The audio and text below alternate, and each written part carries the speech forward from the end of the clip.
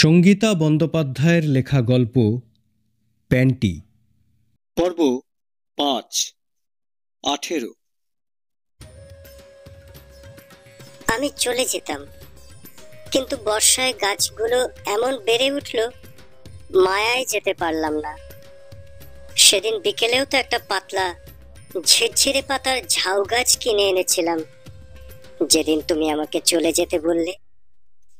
তুমি বললে, তুমি যা বলেছ তুমি কি সত্যিই তাই ভাবো? ইউ মিন ইট? আমি ঝর্ণাটার দিকে তাকালাম। ক্লাবের বারান্দায় তখন কেউ ছিল না। বললাম, হ্যাঁ। তুমি ভদকার গ্লাসটা উপর করে দিলে গলায়। বললে, যদি তাই ভাবো দেন প্রমিস মি তুমি চলে যাবে। আমি তোমার দিকে চোখ ফেরালাম। তুমি বললে, অপারেশন হয়ে সুস্থ হতে তোমার ৭-৮ দিন লাগবে, তারপর চলে যেও তুমি। আমি হ্যাঁ বললাম। বললাম, ঠিক আছে। It's a deal. বলে হাত বাড়ালে তুমি। ইয়েস, আ ডিল বলে আমিও হাত বাড়িয়ে দিলাম। দেখলাম তোমার হাতটা অতিরিক্ত ঠান্ডা, আমার স্পর্শ গ্রহণে অক্ষম। এই বিষয়ে আর কোনো কথা বলার প্রয়োজন শেষ হলো আজ, বললে তুমি। উত্তরে আমি বললাম, বেশ। চলো উঠে পড়া যাক। বলে টেবিল থেকে গাড়ির চাবি তুলে নিয়ে তুমি ক্লাবের হল পার হয়ে পোর্টিকোর দিকে এগোলে।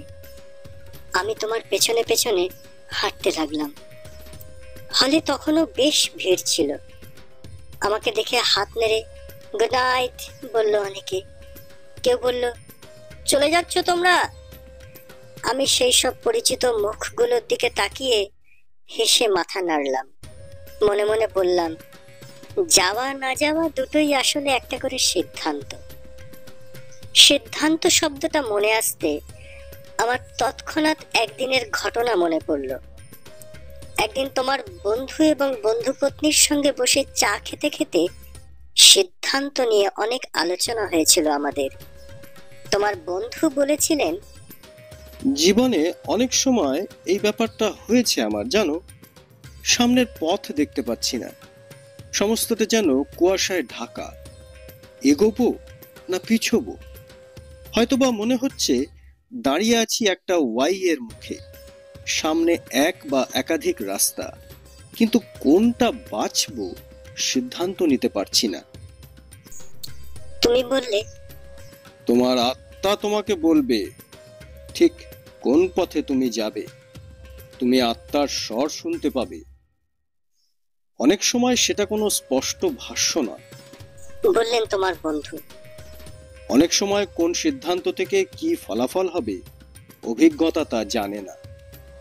আত্মায় তার কোনো সূত্র জমা পড়েনি, আত্মাও তাই দ্বিধাগ্রস্ত। তখন তখন কিভাবে সিদ্ধান্ত নেবে তুমি বলো? নিজেকে বুঝতে হবে ভালোভাবে, নিজে কি চাইছো তা বুঝতে হবে। আসলে জীবনের সমস্ত সিদ্ধান্ত জীবন শুরু হওয়ারও আগে থেকে নেওয়া থাকে আমাদের। সিদ্ধান্ত গ্রহণের পর সেটা কেবলমাত্র জানতে পারি আমরা, জানতে পারি যে এই বা ওই সিদ্ধান্তটা আসলে নেওয়া ছিল আমার বা তোমার বা যার সিদ্ধান্ত তার একেবারে অবিহিত কালের শুরুতেই।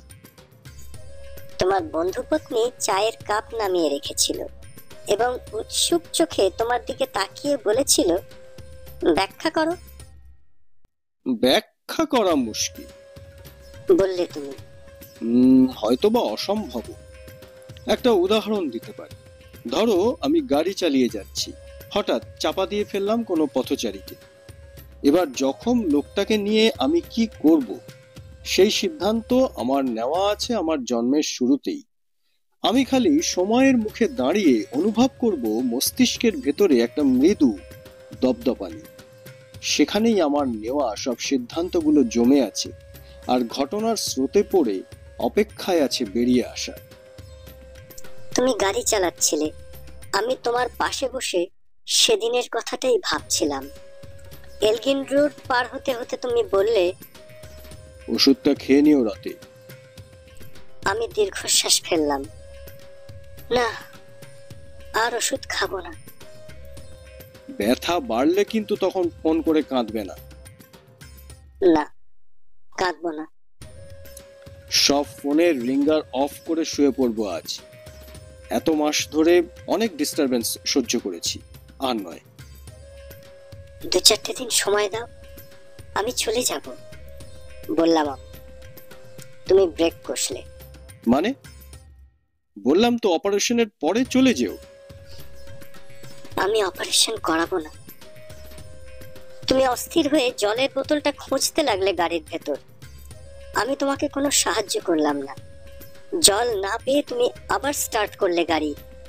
আমাকে নামিয়ে দেওয়ার পর 2 মুহূর্ত দাঁড়িয়ে ঝড়ের বেগে উড়ে গেলে। আমি ফ্ল্যাটে ফিরে জামা কাপড় না বদলে শুয়ে পড়লাম। শুতে শুতে ভাবলাম একটা আস্তানা খুঁজে বার করতে হবে দ্রুত। জিনিসপত্র প্যাক করতে হবে। একটা দুটো করতে করতে এই 1.5 বছরের মধ্যে অজস্র জিনিস এসে জড়ো হয়েছে। ভাবলাম শুধু শুধু বোঝা বাড়ালাম। আমাকে যে চলে যেতে হবে যে কোনো দিন, এই কথাটা মাথায় রাখা উচিত ছিল। সবচেয়ে বড় প্রশ্ন হলো, কলকাতা শহরে কি চাইলেই বাড়ি ভাড়া পাওয়া যাবে? স্পেস। খুব ভোরে গিয়ে দাঁড়ালাম ব্যালকনিতে। ঠান্ডা হাওয়া দিচ্ছিল, শান্ত দেখাচ্ছিল শহরকে। আমার নজরে পড়লো গাছগুলো। দাঁড়িয়ে দাঁড়িয়ে ওদের দেখতে লাগলাম। দেখতে দেখতে কত গাছ এখন আমার সংগ্রহে। কেউ ঝুলে আছে, কেউ বসে আছে বিশেষ পাত্রে। এই যে প্রাতঃভ্রমণকারী, এই শহর আর 8 ঘন্টার মধ্যে জেগে উঠবে। শয়ে শয়ে মানুষ, যানবাহন বেরিয়ে পড়বে পথে। শব্দ বাড়বে। সকালে কাঁচা জামা বিকেলে শুকিয়ে ওঠার আগেই কালচে দেখাবে। 3-4 দিনে গাছের পাতার উপর ধুলো পড়বে এমন যে চেনাই মুশকিল। কিন্তু এখন বর্ষা চলছে, তাই আমার এই ব্যালকনির গাছগুলোর কোথাও লেগে নেই কোনো মালিন্য, বরং তত্তরিয়েই বেড়ে উঠেছে সবকটাই। এখন এই মুহূর্তে দেখে মনে হচ্ছে ওরা আমার কাছে থাকতে পেরে কত খুশি। এই ঠান্ডা হাওয়ায় যেন মাথা দুলিয়ে হাসছে সকলে। আমার মন খারাপ লাগছে কি? এই গাছগুলোকে ফেলে রেখে চলে যেতে হবে ভেবেই মন খারাপ লাগছে কি?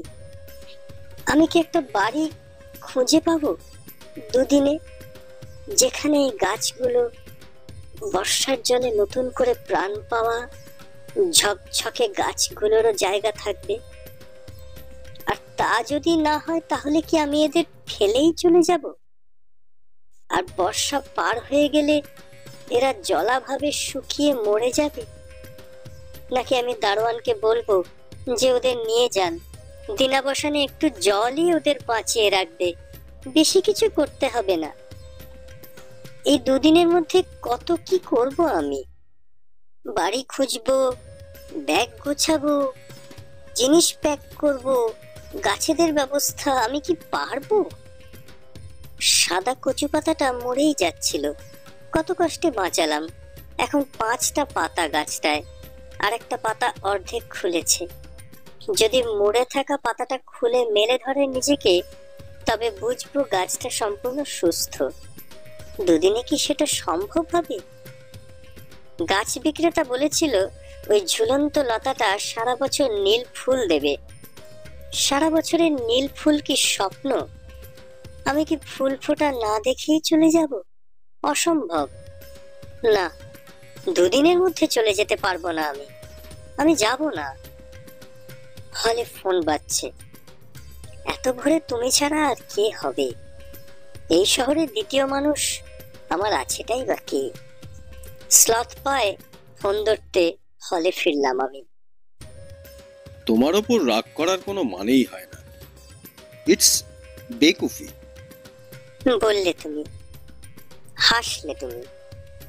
রাতে ঘুমাওনি তাই না? আমার কথা ভেবেছো তাই তো? তুমি ফোন করতে চেয়েছো, তুমিই চাওনি ফোন করতে। তুমি লড়েছো নিজের সঙ্গে, আমি বুঝতে পারছি। কি বলতে চাও? বললাম আমি। হাসলাম। আমিও রাতে ঘুমোইনি। আমিও তোমার কথা ভেবেছি। আমি চলে যেতে চেয়েছি, কিন্তু গাছেদের জন্য সিদ্ধান্ত বদলাতে হয়েছে। গাছেদের জন্য। ওষুধ খেয়েছো? তুমি বললে।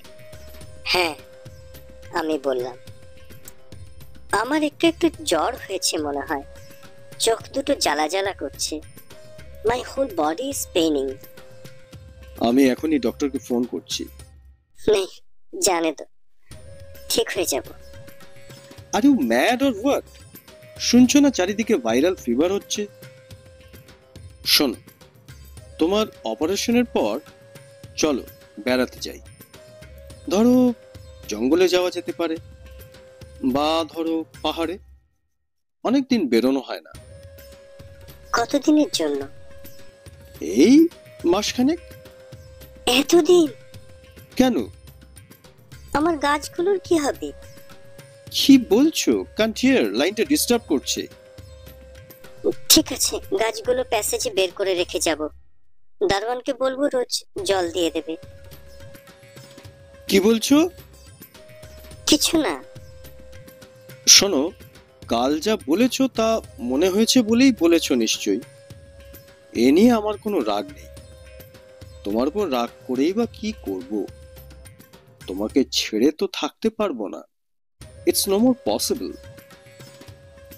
আসলে যাওয়া না যাওয়ার সিদ্ধান্ত, ছেড়ে থাকা না থাকার সিদ্ধান্ত, সবই কোনো অবিহিত কাল আগে থেকেই নেওয়া থাকে আমাদের। ঘটনার সময় দাঁড়িয়ে শুধু সেটা একবার জানার সুযোগ হয়। What the hell are you saying woman? এবার একটু ঘুমোবার চেষ্টা করো তুমি। বেলা বাড়লে ডক্টরকে কল দেবো, কেমন? রাগ করে কোথাও চলে যাবে না তো? চিন্তা করছো কেন? গাছেরা কখনো যাওয়া আটকাতে পারে না। রাগ করেই বা কে কতদূর চলে যেতে পারে বলো? রাগও করে, আবার থেকেও যায়।